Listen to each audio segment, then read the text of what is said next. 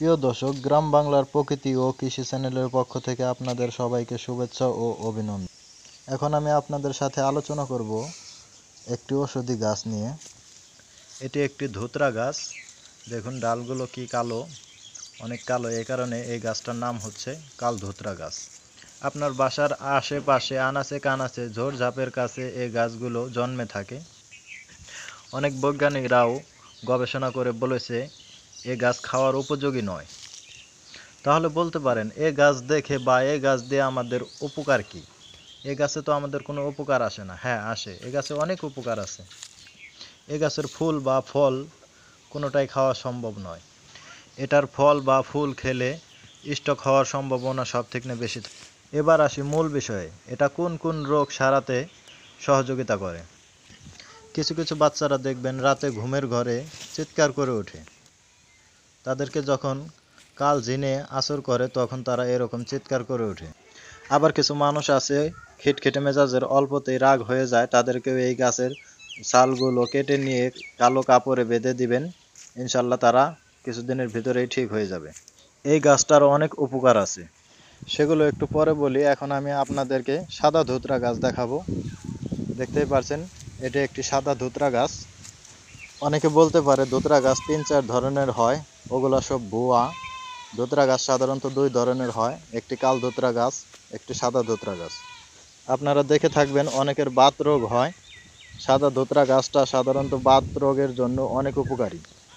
অনেকের আছে হাঁটুতে ব্যথা, কোমরে ব্যথা, শরীরের বিভিন্ন জায়গায় বিষ ব্যথা করে, ডাক্তারের কাছে যাচ্ছেন কোনো উপকার পাচ্ছেন না। তারা সাধারণত এই ধুতরা গাছের 2টি ধুতরা ফল নেবেন, তারপর ভিতরের বিচিগুলো বের করবেন। বিচিগুলো বের করে রোদে, তারপর সেটাকে ব্লেন্ডার করবেন, অথবা যেভাবেই পারেন সেটাকে ফাঁকি করে নেবেন। ফাঁকি হয়ে গেলে তারপর অল্প একটু সরিষার তেল নিয়ে সেটাকে ভালোভাবে মিক্স করবেন।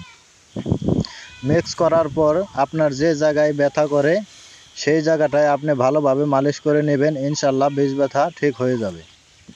আপনার অল্প হলে 2টা ধুতরা ফল নিলেন, আপনি প্রথমে ট্রাই করে দেখলেন, তারপর যদি দেখলেন আপনার বিষ ব্যথা বেশি করে বা অনেক জায়গায় করে, সেজন্য আপনি অনেকগুলো নিতে পারেন, 4-5টা নিতে পারেন, একটু তেল বেশি দিতে পারেন, তারপর মিক্স করে ভালো করে মালিশ করলে ইনশাল্লাহ সব বিষ ব্যথা ঠিক হয়ে যাবে। কারণ এমন বিষ ব্যথা ডাক্তারে ধরতে পারে না। ডাক্তারে ধরতে পারে যদি কাটা ছিঁড়ার কোনো বিষ ব্যথা হয় সেটা। আবার কিছু লোক আছে ঘুমালে মুখ দিয়ে লালা পড়ে, তাদেরকে এই গাছের ছালটা কেটে কালো কাপড়ে বেঁধে তারপর কোমরে বেঁধে দেবেন, ইনশাল্লাহ তাদের আর ঘুমালে মুখ দিয়ে লালা পড়বেন। একটা কথা সব সময় মনে রাখবেন, ধুতরা গাছ সাদা হোক বা কালা কোনোটাই খাওয়ার জন্য নয়। আপনারা কোনোটাই খাবেন না, ধুতরা গাছ খাবেন না, এমনকি ধুতরা গাছের ফুল ফল কোনোটাই খাবেন না। ধুতরা গাছের ফুল ফল বা ধুতরা গাছের ছাল খেলে পাগল হয়ে যায়। দেখুন সাদা ধুতরা গাছটা গোড়া থেকে আগা পর্যন্ত পুরোটাই, এবং কালো ধুতরা গাছের গোড়া থেকে আগা পর্যন্ত পুরোটাই কালো থাকে। এভাবে আপনারা চিহ্নিত করবেন কোনটা কালো ধুতরা গাছ এবং কোনটা সাদা ধুতরা গাছ। সাদা ধুতরা গাছের ফুল ফল এবং পাতার রস বের করে বুকে নিয়ে রাখলে শ্বাসকষ্ট কমে যায়। বিশেষ করে যাদের মাথায় চুল পড়ে টাক হয়ে গেছে তারা সাদা ধুতরা গাছের পাতার রস বের করে মাথায় ব্যবহার করবেন, দেখবেন চুল গজাবে। দেখুন এই ধুতরা গাছটা এখন আমি উঠাবো, উঠানোর পর আমি অন্য জায়গায় লাগিয়ে দেখাবো আপনাদের। যদি আশেপাশে কোথাও থাকে আপনারা নিয়ে লাগাতে পারেন ধুতরা গাছ। দেখুন প্রথমে ধুতরা গাছটা এভাবে উঠিয়ে নেবেন। এটি একটি ছোট ধুতরা গাছ, এটায় কোনো ফুল ফল আসেনি এখনো। এই গাছটা আপনারা যে কোনো ধরনের মাটিতে লাগাতে পারেন, সব ধরনের মাটিতে এই গাছটা বেঁচে উঠবে। বাট আমি এই গাছটিকে লাগাবো জৈব সার আলা মাটিতে। দেখতেই পাচ্ছেন এখানে আমি গাছটিকে লাগিয়ে দেব। এই মাটিটা জৈব সার আলা মাটির কারণে এখানে কাঁচি বা কোদাল কোনোটাই প্রয়োজন হয়নি আমার। দেখুন গাছটিকে সুন্দর করে বসানো হয়েছে। এখন কিছু মাটি দিয়ে তারপর গাছটিকে হালকা পানি দিতে হবে, পানি দিলে গাছটি তাড়াতাড়ি বেঁচে যাবে। দেখতেই পাচ্ছেন আমার গাছটি লাগানো হয়ে গেছে। কিছুক্ষণ পর আমি গাছটাতে একটু পানি দেব।